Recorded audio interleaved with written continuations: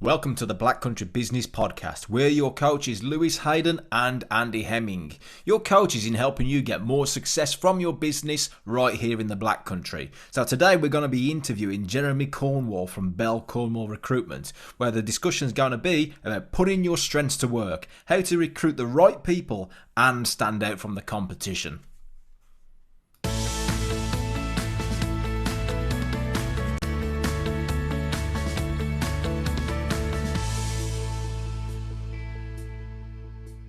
Welcome everybody, you are listening to the Black Country Business Podcast, and today we're going to be talking about recruitment with Jeremy Cornwall from Bell Cornwall Recruitment. Now, the thing is, I'm a business owner and a coach, and for me, there's always a lot of questions around recruitment. What agency shall I use? Shall I do it myself? But look, I'm no specialist when it comes to recruitment. So I'm always thinking, am I spending the right money in the right places? So I thought today, these would be some great questions to put towards Jeremy. So welcome to the show, Jeremy.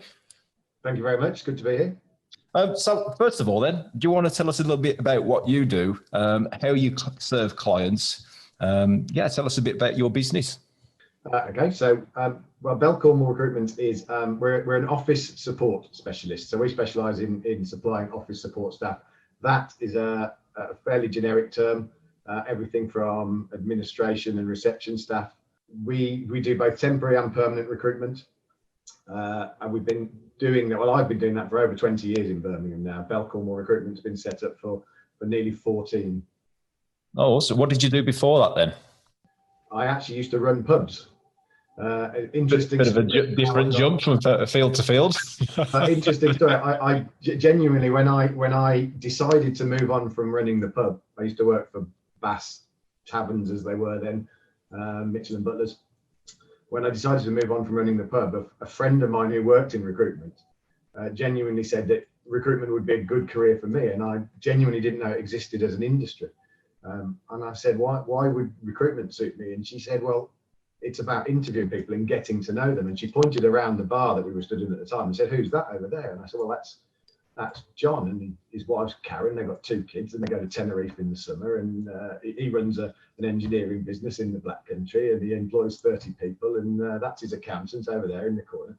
And she said, you know everything about everybody in this pub. You interview them just quite slowly, but every time someone comes to the bar, you ask them how their day's been, what they're doing, what the challenges they're facing, and I never really considered it, but yeah, I applied for one job in recruitment and got it and stayed there for 10 years and then set the Bell Cornwall Recruitment up 14 years ago.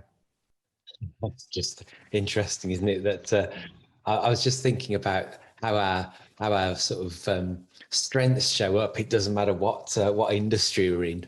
It's just good when we find the right ones, tap into them so we can start to leverage them some more. Mostly to show up when you're in the bar. Couldn't possibly comment. I have to say, running a pub is a great grounding. If anyone asked me whether I would recommend it heartily to anyone of that age. Having the keys to a pub at 24 years old, straight out of university, and you meet more interesting and varied and friends than I've met since running the pub for 5 years. It was a great time. Yeah, I think that was probably quite a good time to be running a pub. I wouldn't want to be running one at the moment. That is for sure. Definitely easier then, I think. Yeah, I think that's probably true. So you spent some 10 years working for somebody else in recruitment. What was that? What initiated that jump then to go, right, okay, I'm going to get out there and start my own thing? I think it was a gradual realization that actually I didn't want to work for somebody else for the rest of my life. I'm an ambitious person and always aspired to running my own business and taking on that challenge. At the same time, or around about the same time, the company I worked for grew very quickly. We went from the 20 or so people who I'd worked with for a long time to almost 70 in 6 months or so. It was a rapid expansion, quite deliberate, but a rapid expansion. And for me, that slightly changed the way we did things. It took away the focus on the personal aspects of recruitment and the keeping the candidate at the heart of it, it became a little bit about numbers and volumes, and lost the personal touch. So myself and my business partner Charlotte, we decided to set up Bell Cornwall Recruitment almost to go back to doing it the old-fashioned way. You know, we wanted to go back to paper records and handwritten notes, and less about, you know, volumes, numbers, and computers making decisions for people. How come, what was that reason behind that, the ethos then? How come you wanted to go back to that old-fashioned way? Did you feel that, how did that serve the client better? Well, it's interesting because the recruitment has two halves, the client and the candidate. The client pays the bill, but for me, it's the candidate which must always be at the heart of everything that we do. It's the candidate journey which is important. We have to really understand the candidate. We have to understand what they're looking for out of their career, the things which they've done in their career to that point. We have to make sure that they are managed through the process, because it's a daunting, worrying, and a stressful time actually looking for new work, and particularly if it's been forced upon you by a redundancy or a recession or, you know, a global pandemic. So actually looking after the candidate and making sure that their journey is a really enjoyable one is at the heart of everything. If we get that right, then that feeds through to the client. The client gets the right person. They get the person that's going to fit with their business culturally. They get the person that's going to be engaged with their business, that's going to add value, that's going to have the right level of ambition, that's going to get on with their team leader or their line manager. We can only get that bit right and service the client right, who ultimately pays the bill, if we have developed a true understanding of the candidate and what journey they're on. And going back to sort of paper records and handwritten notes, and actually the art of interviewing is what is actually, you know, critical at this. Is at the heart of the whole process. When we spend at least an hour, if not more, with every candidate that registers with us, and we really do go into their background in some considerable detail. Often they're questioning why we're talking about the education they did 20 years ago. But it all feeds through to the story. You know, why they chose to do geography at A level in 1996 might feel irrelevant to them, but actually it has a bearing. It shapes why they've ended up doing what they're doing today in some circumstances. It's really interesting, Jeremy, talking about that, because listening to what you said about, you know, the job that you left, where you changed from 20 to 70, I mean, really what you're talking about there is a culture change, isn't it? And then we find ourselves talking a lot more about culture in terms of getting the right fit for people. It's not about their ability to do the job as such. Of course, that's important, but it's about having the right fit with the business. And we spend a lot of time talking about this stuff. And I'm just interested to know, I mean, you're talking about the art of interviewing, and you're saying that when you sit down with your candidates, you'll sort of start to get under their skin, if you like, to understand values. I'm kind of paraphrasing, but that's what I'm hearing you say to me. And I just wonder, you know, with your clients as such, how many of them do you actually find who can actually express coherently what their culture is? Have they actually thought about this stuff? No, it's very difficult actually, or not many. When they're first asked, they're a bit taken aback by it, and right. And yeah, it's very difficult sometimes for people to articulate it. But again, in the same way that we interview the candidate, we're quite good at interviewing the client without them realizing it, and we can get to we can actually develop for them an understanding of what their culture is. And people often think there's a right or a wrong answer, a good or a bad to that, and there isn't, you know, because some people like to work in a work hard, play hard environment, to coin a 90s phrase.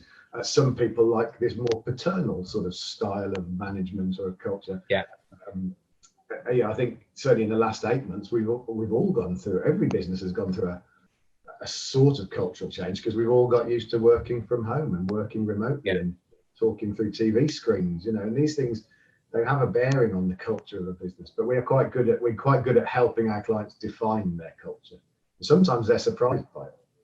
I think I mean, we find very often that, you know, when we start talking about culture with people, they know they've got one, but they don't know what it is. So I'm just wondering whether you should sort of share the same experience, and the answer to that is obviously yes.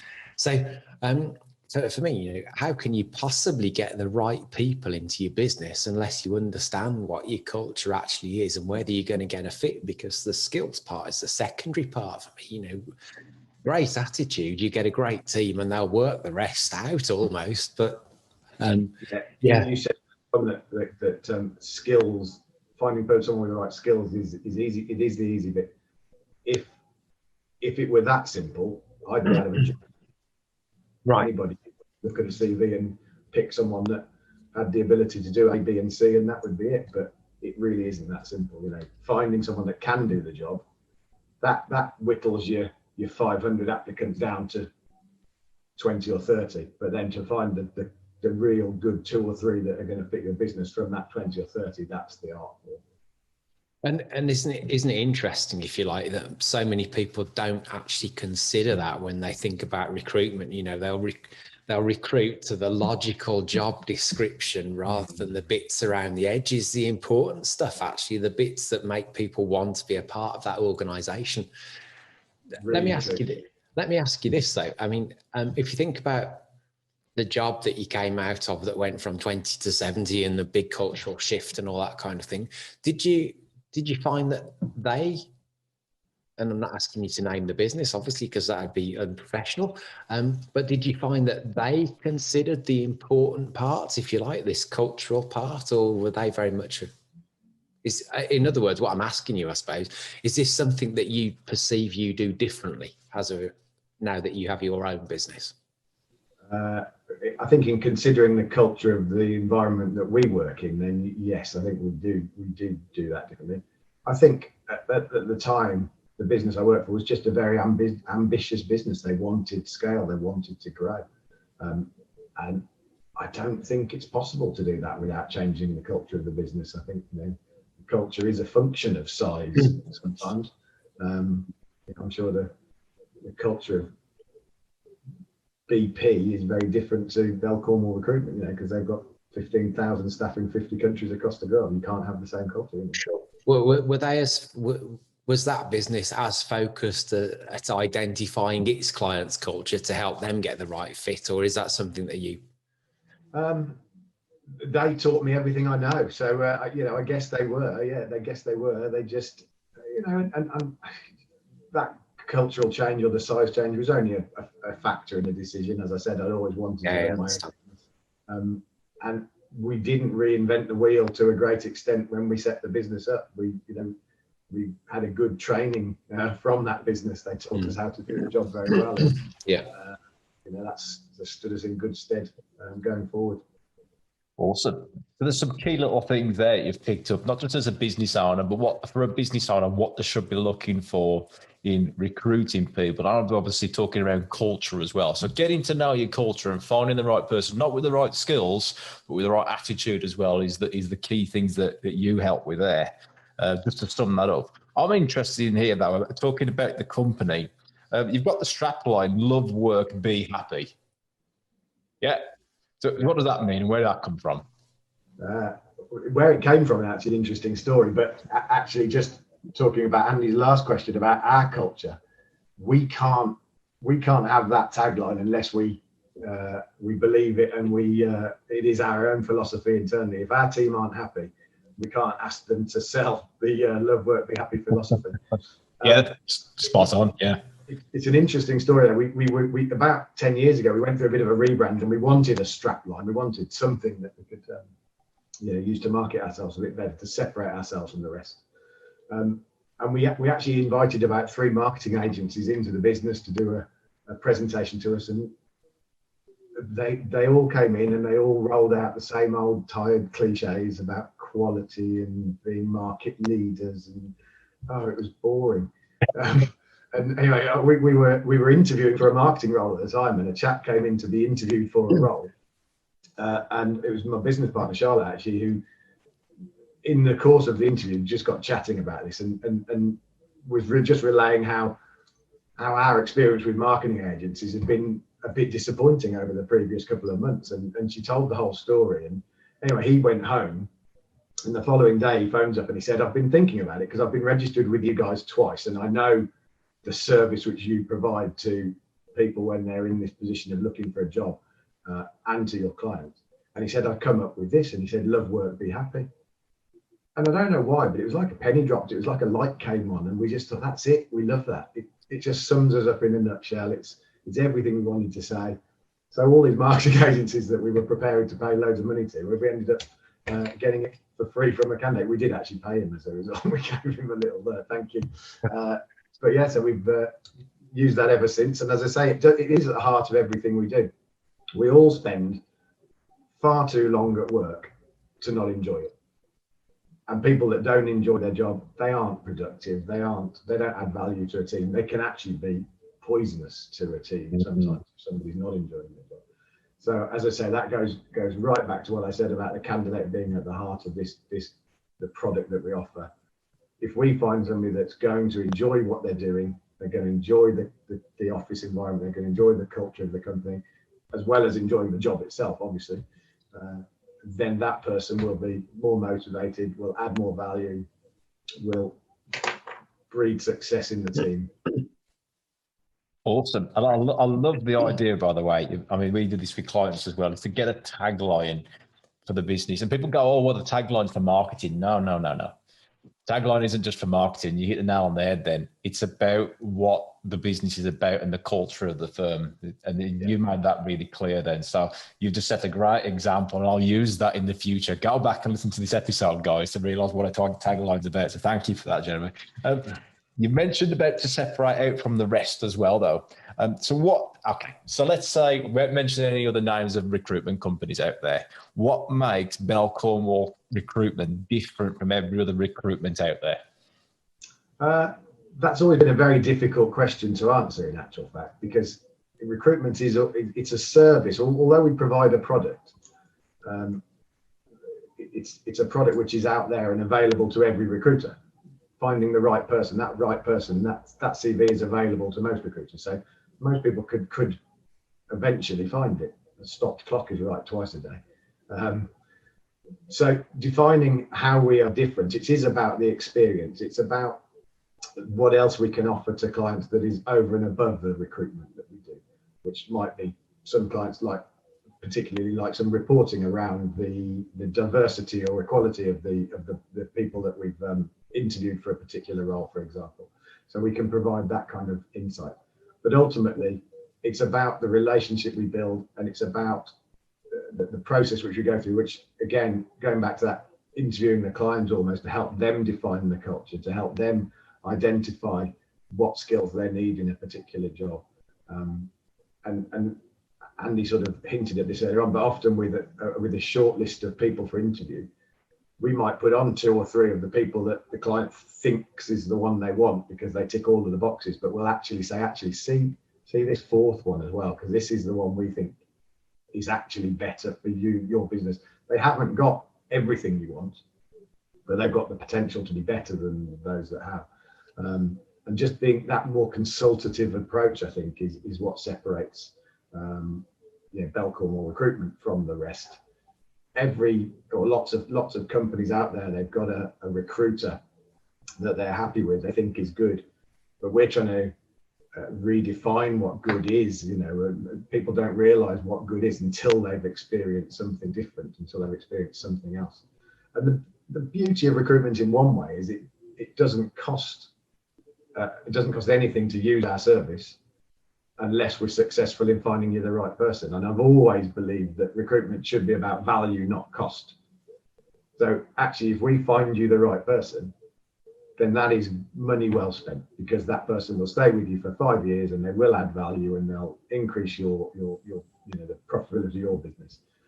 So it's not a cost. Recruitment should never be seen as a cost. It should be about value for money, and that's about everything else that goes around finding the right person. Well, can I put in something here then? I hear this back as an objection, because I recommend recruitment companies to a lot of my clients, and I get this objection back. So I'm going to put you on the spot a bit now to see what you come back with. I'm pretty sure you hear it all the time.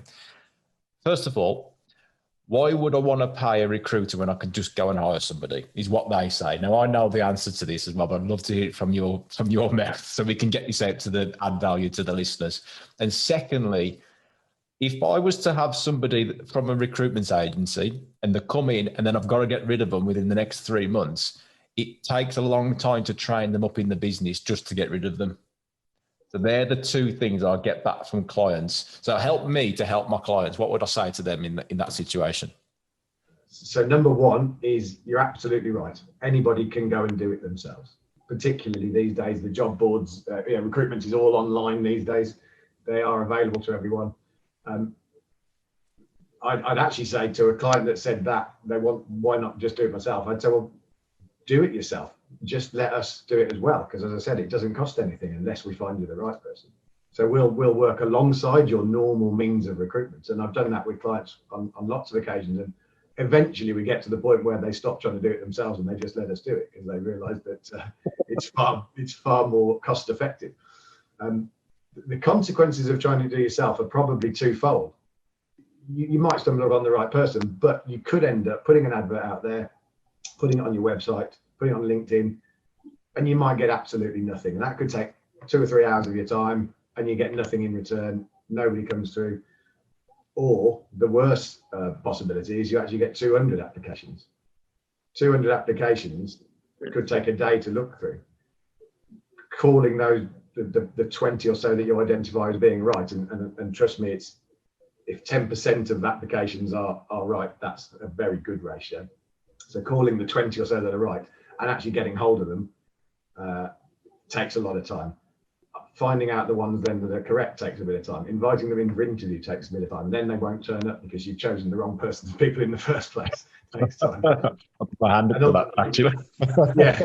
Yeah, if you use a good recruiter, and that's not just Bell Cornwall Recruitment, there are lots of them out there. By the time we've gone through all that process for you and we're equipped to do it, we can do it much more efficiently than somebody who's not practiced at it could. Then we will supply you with 2-3 people to interview. All you have to do is meet them all for 45 minutes. Yeah. They will turn up. They are pre-vetted, they're qualified. We know they can do the job. We know they're going to fit culturally into the business. All you've got to do is pick the one you like the best. It's as simple as that.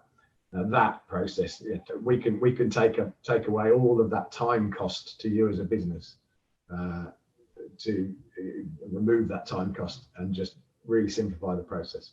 Interesting. So, as I said, anyone can do it, and by all means continue to do your own means of recruitment, but just let a professional have a go as well. And I'm fairly sure you'll soon. Yes, do both. Why not both? I like the answer to that. Think and rather than all is what we would say, isn't it? Absolutely. Yeah, absolutely. So the second question, and I've had this one come back a few times, is back to that point of, okay, so I'm going to get somebody in temporary for a temp to come in and from a recruitment agency, but then I've got to take time to train them all up, and then I'd rather just get someone permanent that I can find myself. What would you say to that? Well, there's 2 questions there, which is one, what if the temp to permanent thing is a really good way of try before you buy. It does take time to train people up, but actually you've got a lot of flexibility in that initial part of the process. You do limit the number of people that are available for a temporary role. But though the cost of recruiting badly, the cost of somebody leaving is expensive. That is a huge cost to businesses. Having spent 3 months, 4 months training somebody up, embedding them into the team, just the cost itself, but also the damage that can be done to team morale of seeing people coming and going. It is expensive. Good point. The only thing I would say is, we offer a 6-month refund clause. So if it doesn't work out in that 6 months, we would stand by any money you sent and try and put things right. But B, you've got much more chance of it being a good recruit, I think, using a professional than perhaps doing it yourself. And again, those upfront costs of your time in finding that person up front, if you've got to do that again every 3 months, that cost soon snowballs. So again, most recruiters have 3-month recruitment refund periods, as is 6 months, as I say, mainly because we're confident we'll get it right. Really good. I didn't know about that 6 months guarantee, by the way. So I felt like I've just really placed your product really well there. So, Andy, that's over to you. That's some questions. I feel like I'm taking the show away.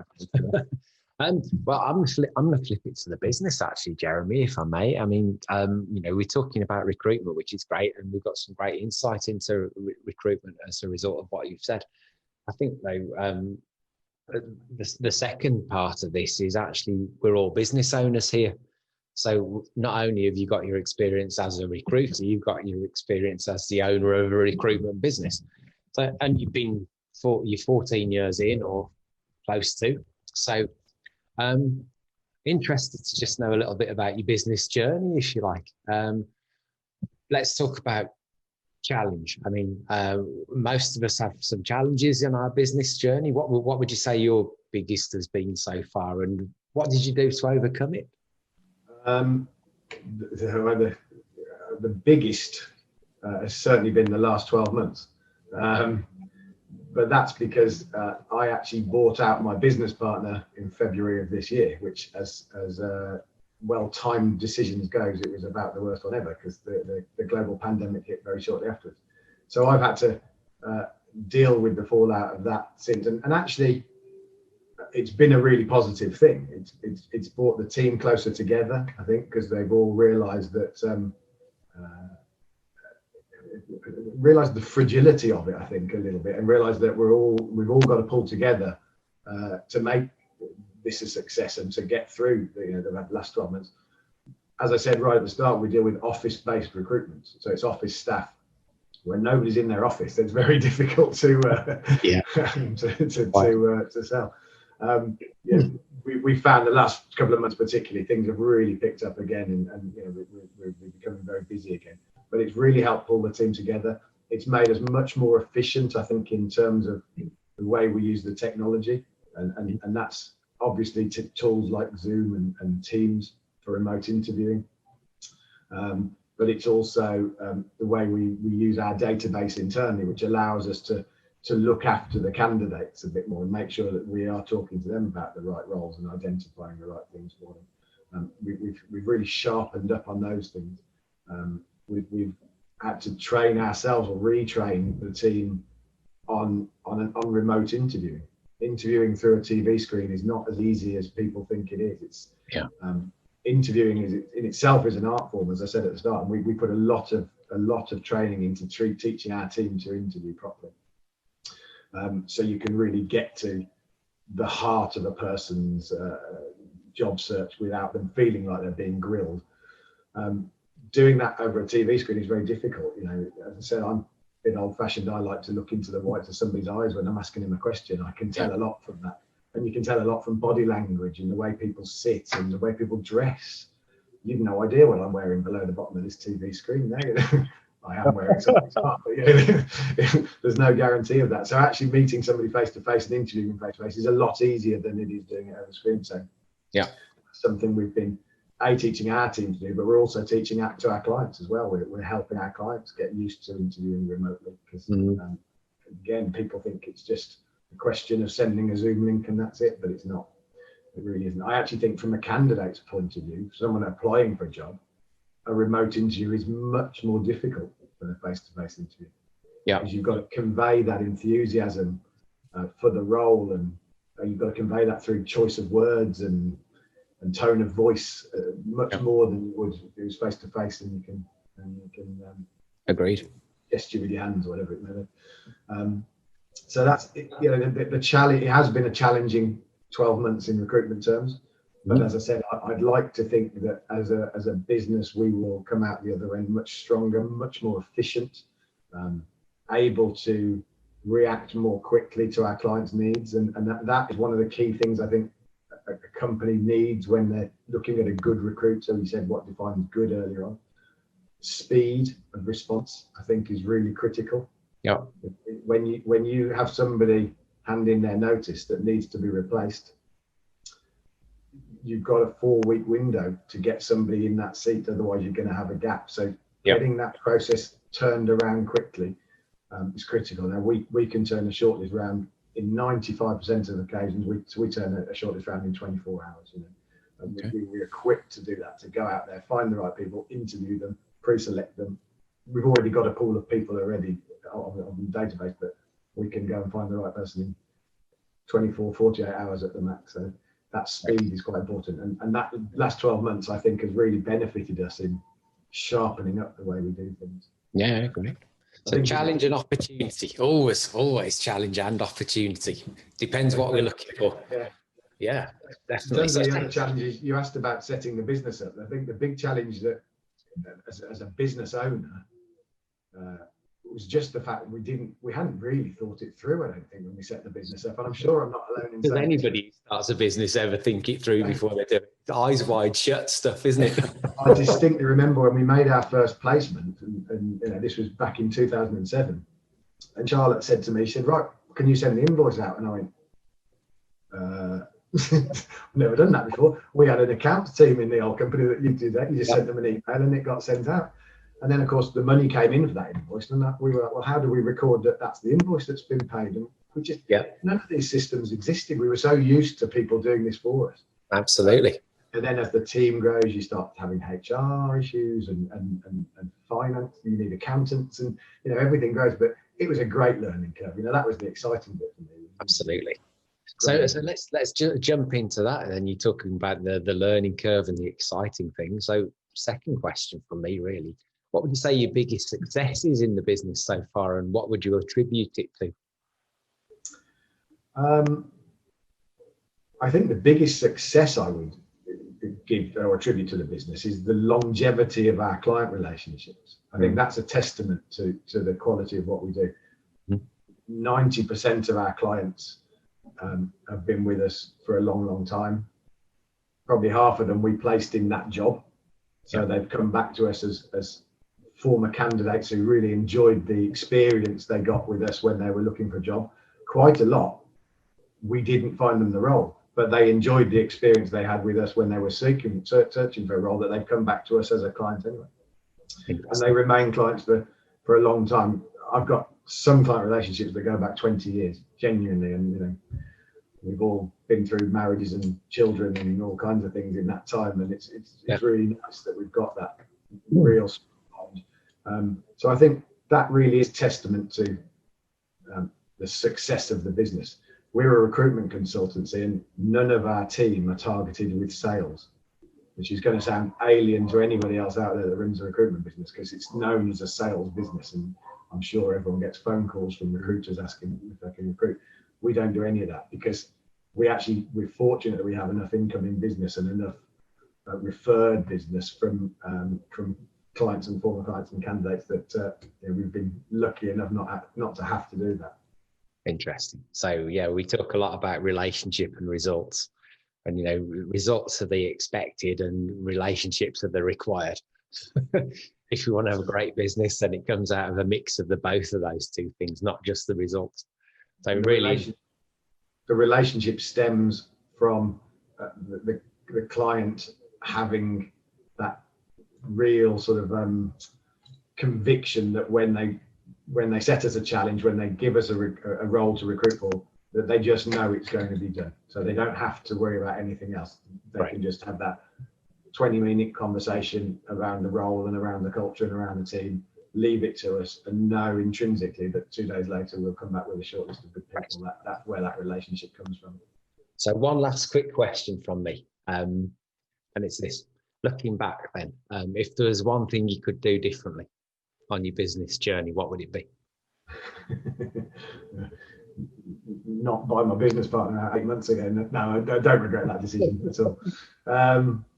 If there's anything we could do differently, I genuinely, there aren't many decisions we've made which I regret in the course of the business.